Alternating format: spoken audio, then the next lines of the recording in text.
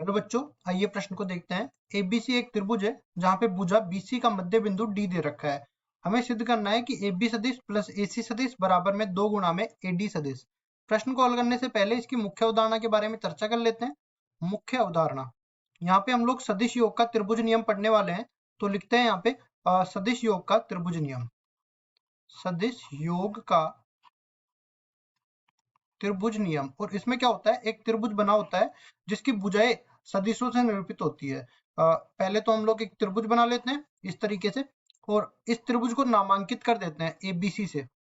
ठीक है, या फिर पीक्यूआर से नामांकित कर दो, कोई दिक्कत नहीं है। यहाँ पे एबीसी पहले से दे रखा है तो पीक्यूआर त्रिभुज में पहले ले लेता हूँ यहाँ पे।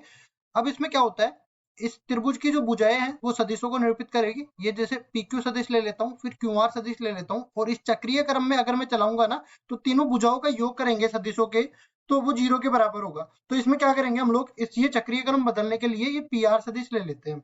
तो जो चक्रीय क्रम बदलने वाला सदिश है ना, PR सदिश, वो बराबर हो जाएगा बाकी दो सदिशों के योग के। तो PQ सदिश प्लस में QR सदिश, ये अपने पास हो गया सदिश योग का त्रिभुज नियम। अब चलते हैं सवाल में। सवाल में जैसा कि हमें दे रखा है, एक त्रिभुज की बात करनी है। त्रिभुज इस तरह से मैंने बना दिया है। अब देखो, इसको नाम दे देते हैं एबीसी। इसको नाम दे दिया एबीसी। अब इसमें देखो क्या क्या लेना है अपने को, एबी सदिश लेना है तो एबी सदिश मैंने बना दिया, और एसी सदिश लेना है, एसी सदिश मैंने बना दिया। और उसके बाद में ये देखो बीसी सदिश मैं बना देता हूं इसमें। और साथ ही साथ इसमें बोला गया है कि बीसी का जो मध्य बिंदु है ना वो डी है। तो बीसी का मध्य बिंदु ये डी ले लिया मैंने, डी को हमने ए से मिला दिया इस तरीके से। और देखो इसमें एडी सदिश भी लिया गया है, तो एडी सदिश मैंने इस तरह से बना दिया।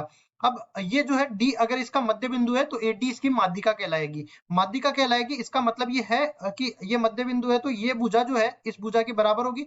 मतलब कि अगर मैं बीडी सदिश की बात करूं, वो डीसी सदिश, बीडी सदिश और डीसी सदिश में परिमाण बराबर होगा, और दिशा भी एक ही तरफ होने वाली है। तो यहाँ पे मैं सीधा सा बोल सकता हूँ क्या, कि बीडी सदिश जो है वो बराबर हो जाएगा डीसी सदिश के, और ये बराबर हो जाएंगे दोनों बीसी सदिश का आधा, बीसी सदिश का आधा। अब इसी तरह मैं देखो दो दो त्रिभुज में एक साथ ले लेता हूँ। पहला त्रिभुज मैं ले लेता हूँ यहाँ पे त्रिभुज ADB, त्रिभुज ADB में त्रिभुज योग इसमें लगाऊंगा। तो यहाँ से देखिए ये इस तरह से अपने पास बनने वाला है ये सदिश। तो इसमें देखो चक्रीय क्रम बदलने वाली भुजा कौन सी है, AD।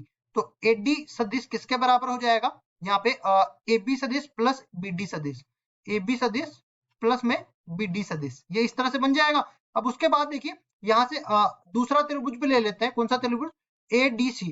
तो लिखेंगे त्रिभुज ADC में, त्रिभुज ADC में यहाँ पे भी देख लेते हैं ये क्या बनेगा। यहाँ पे AD सदिश प्लस AD सदिश प्लस ये DC सदिश, AD सदिश प्लस DC सदिश जो है वो AC सदिश के बराबर हो जाएगा।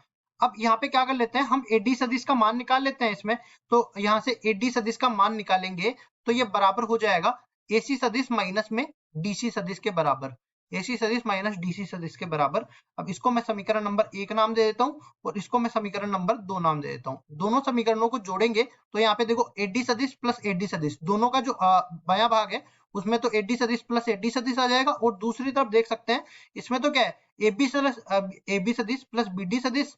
तो इसमें लिखेंगे AB सदिश प्लस BD सदिश। और दूसरे समीकरण में क्या दे रखा है, AC सदिश माइनस में DC सदिश।